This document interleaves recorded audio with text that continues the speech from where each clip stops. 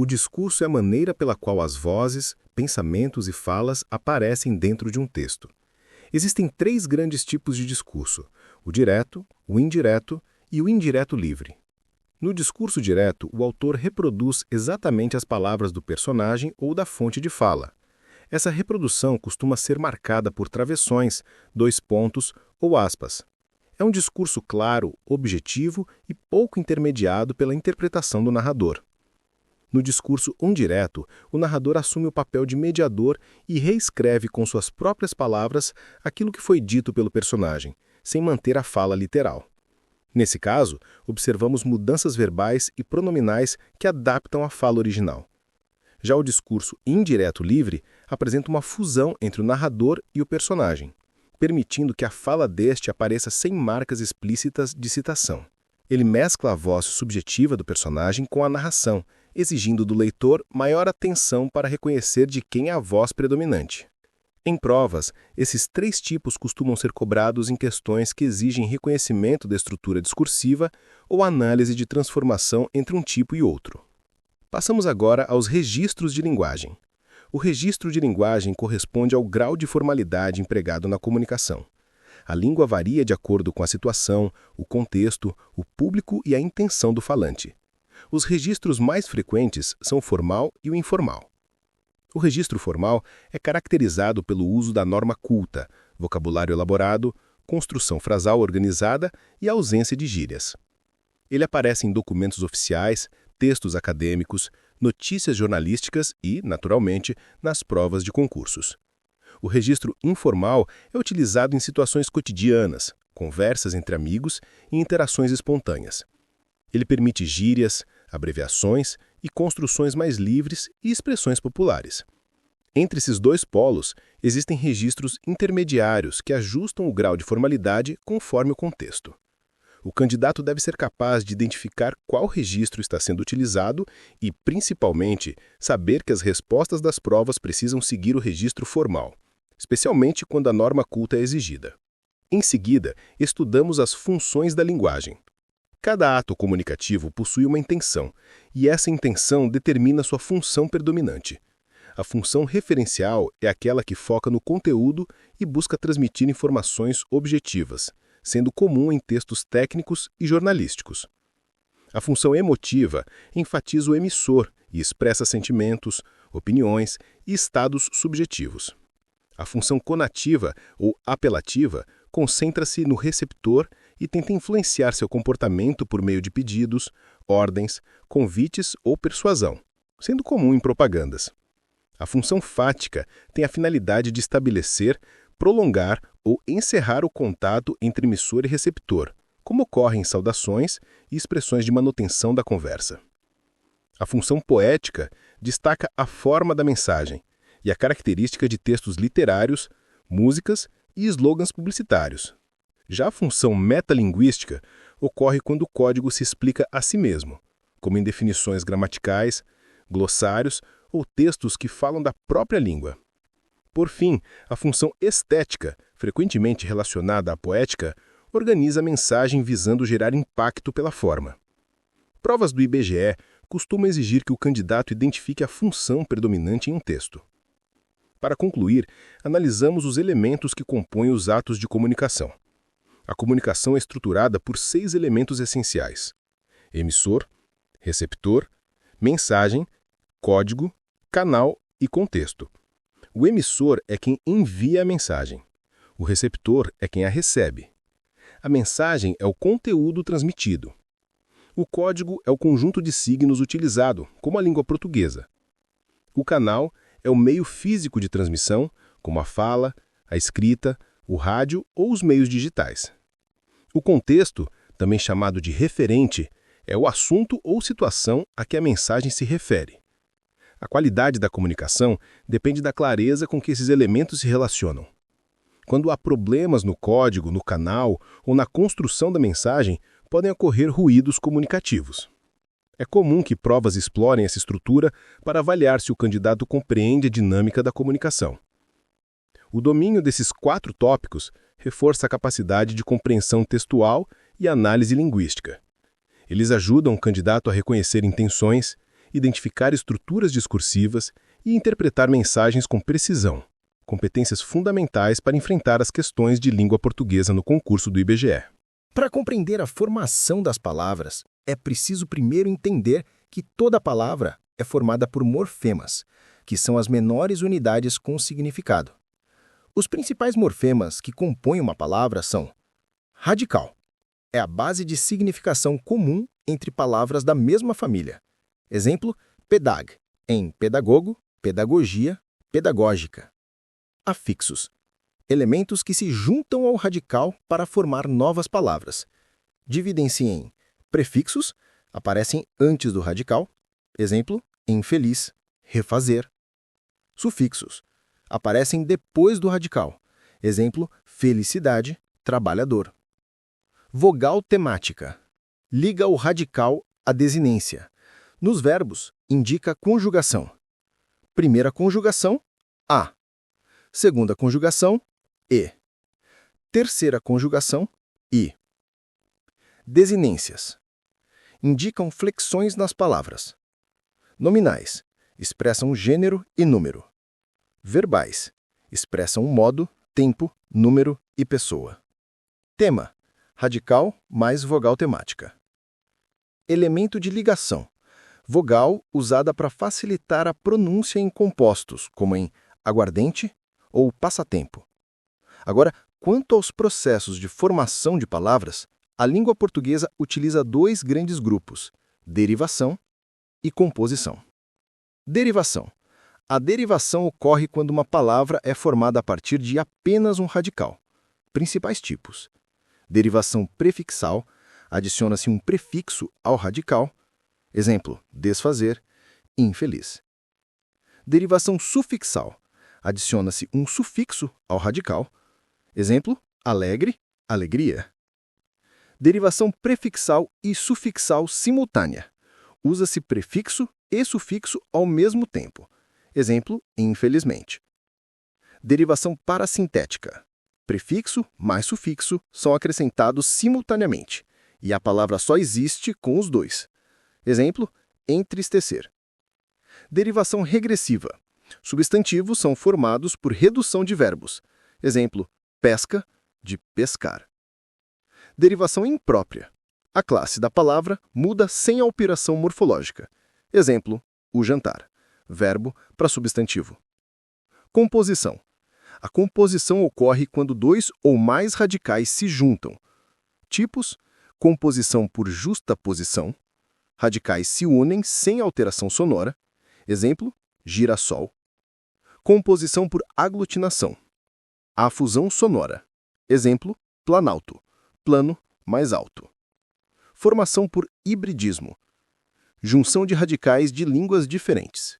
Exemplo, automóvel. Grego mais latim. Formação por siglagem.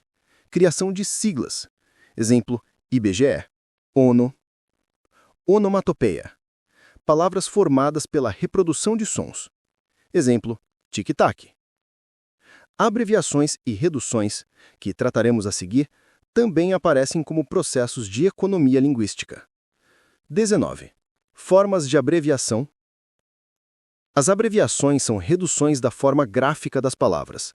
As principais são abreviaturas, redução convencional de palavras, exemplo, page para página, prof para professor. Siglas, formadas pelas iniciais de um conjunto de palavras, exemplo, IBGE, INSS, STF.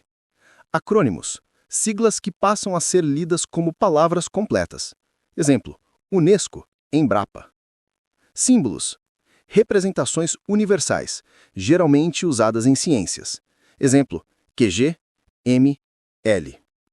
Cada uma dessas formas aparece em contextos próprios e o candidato precisa reconhecer a diferença entre uma abreviatura comum e uma sigla institucional. 2. Classes de palavras e seus aspectos morfológicos, sintáticos, semânticos e textuais. As classes de palavras representam categorias gramaticais que desempenham funções específicas nas frases. Veremos cada uma delas com seus aspectos essenciais. Substantivos. Morfologia. Variam em gênero, número e grau. Semântica. Nomeiam seres, objetos, lugares, ideias, sentimentos. Sintaxe. Desempenham função de sujeito, objeto, complemento nominal, predicativo. Aspecto textual. Ajudam a construir sentido referencial e progressão temática. Tipos importantes: concretos, abstratos, comuns, próprios, coletivos, simples, compostos. Adjetivos. Morfologia. Variam em gênero, número e grau. Semântica.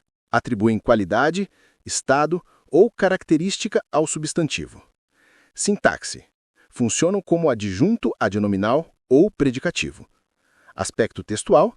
Intensificam, qualificam e especificam descrições. Artigos. Morfologia. Definidos e indefinidos. Variam em gênero e número. Semântica. Determinam e especificam a referência do substantivo. Sintaxe. Acompanham substantivos, introduzindo-os. Texto. Orientam o leitor sobre generalidade ou especificidade. Numerais. Morfologia. Cardinais, ordinais, fracionários e multiplicativos. Semântica. Quantificam ou ordenam. Sintaxe.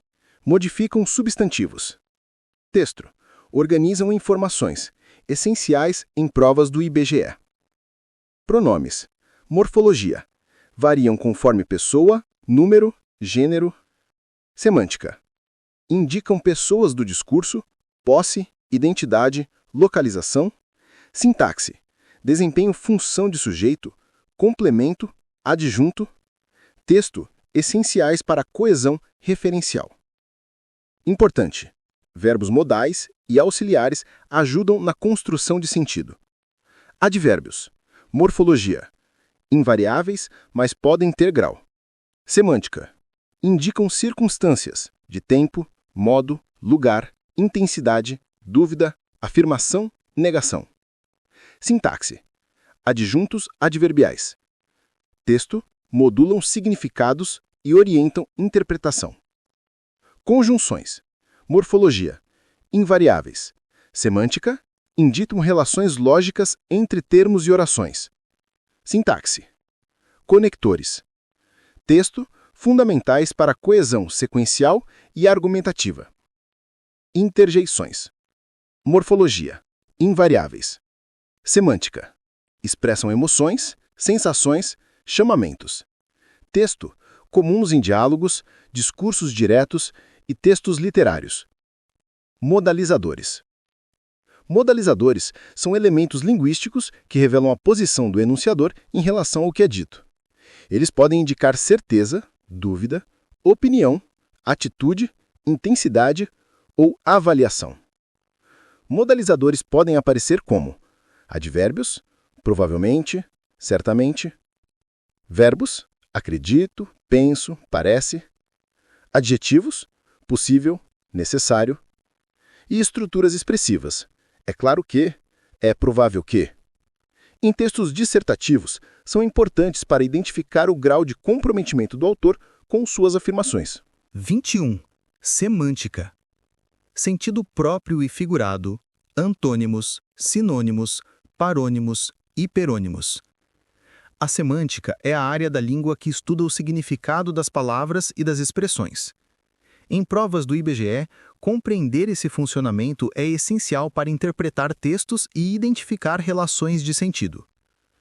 Sentido próprio.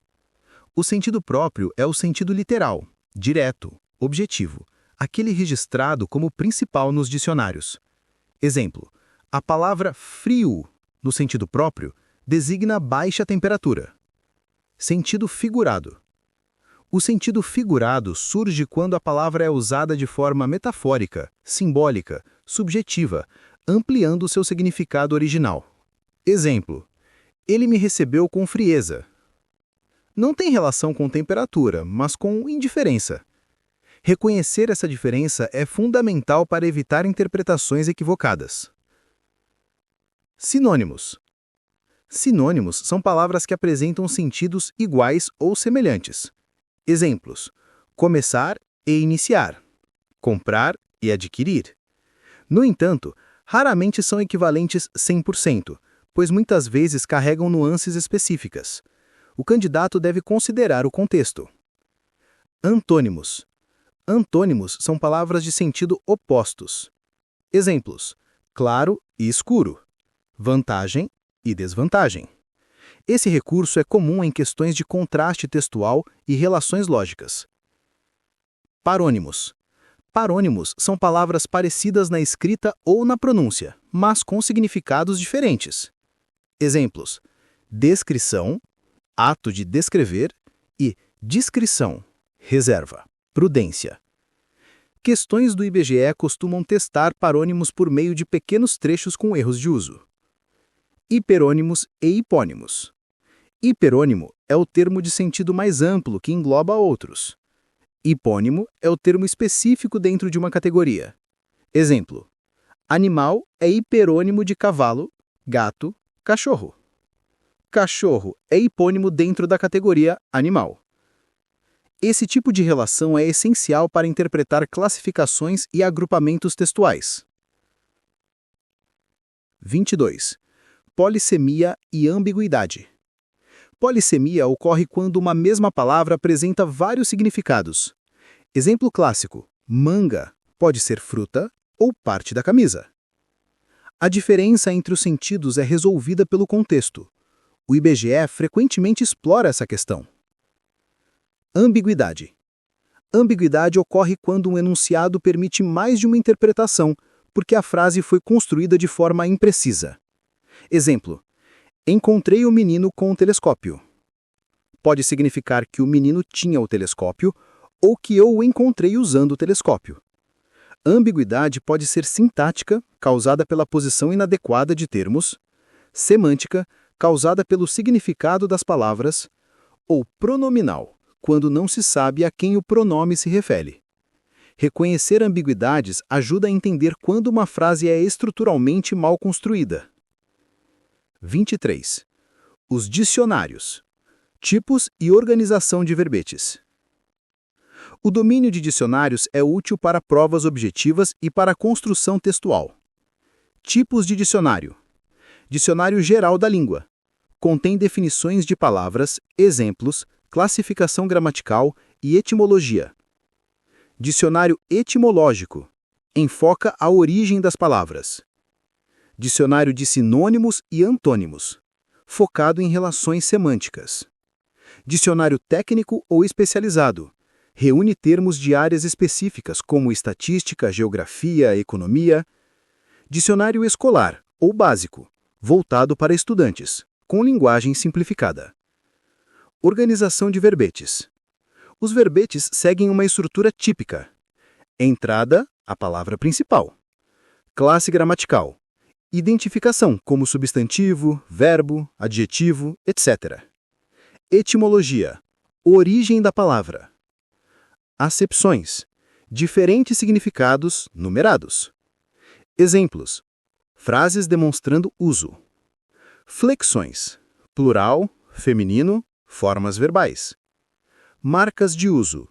Informal, arcaico, regionalismo, etc. O candidato deve saber que dicionários organizam verbetes em ordem alfabética e que cada acepção é independente conforme o contexto. 24. Vocabulário. Neologismos, arcaísmos, estrangeirismos, latinismos. Neologismos são palavras novas que surgem na língua, seja para nomear invenções, conceitos ou fenômenos recentes. Exemplos: blogueiro, selfie, criptomoeda. Podem surgir por derivação, composição ou empréstimo linguístico. Arcaísmos são palavras ou expressões que caíram em desuso e são consideradas antigas. Exemplos: vós, assaz, outro sim. Podem aparecer em textos literários, documentos históricos ou situações formais. Estrangeirismos são palavras de outra língua incorporadas ao português. Exemplos: delivery, marketing, shopping. Em muitos casos, não existe equivalente exato em português, o que torna inevitável sua utilização. Latinismos são palavras ou expressões do latim presentes no português contemporâneo, geralmente usadas em contextos formais, acadêmicos ou jurídicos. Exemplos: per capita, ad hoc, status quo. O candidato deve reconhecer esses termos para interpretar adequadamente textos técnicos. 25. Ortografia e acentuação gráfica. A ortografia oficial regula a forma correta de escrever as palavras. É essencial para evitar erros em provas e redações. Aspectos principais de ortografia: uso de letras com sons próximos como S, SS, C, Z, SC, SX, emprego de G ou J, emprego de CH ou X, emprego de H inicial, regras de hífen. O Acordo Ortográfico de 2009 trouxe alterações importantes, especialmente no uso do hífen e na acentuação. Acentuação gráfica. O português acentua palavras segundo regras fonéticas. As palavras se dividem em oxítonas, acento na última sílaba; paroxítonas, acento na penúltima; proparoxítonas, acento na antepenúltima. Regras essenciais. Todas as proparoxítonas são acentuadas. Oxítonas terminadas em A, E, O, M, ENS são acentuadas. Paroxítonas terminadas em L, N, R, X, PS, ão, I, IS, US também podem ser acentuadas. Ditongos abertos, EI, eu, OI, são acentuados quando oxítonos. O acento diferencial permanece em pode e por. A acentuação exige atenção às exceções e aos encontros vocálicos. 26. Acrase. Acrase é a fusão da preposição a com o artigo feminino a ou com pronomes demonstrativos iniciados por a. A indicação gráfica da crase é o acento grave. Ocorrência obrigatória. A crase ocorre quando a regência do verbo exige a preposição a e o substantivo é feminino com o artigo. Exemplo: obedeci à diretora. Em locuções adverbiais femininas. Exemplo: à noite, à esquerda, às vezes. Em locuções prepositivas e conjuntivas femininas. Exemplo: à medida que, à procura de. Antes de demonstrativos iniciados por a. Exemplo: refiro-me àquela situação. Casos de proibição.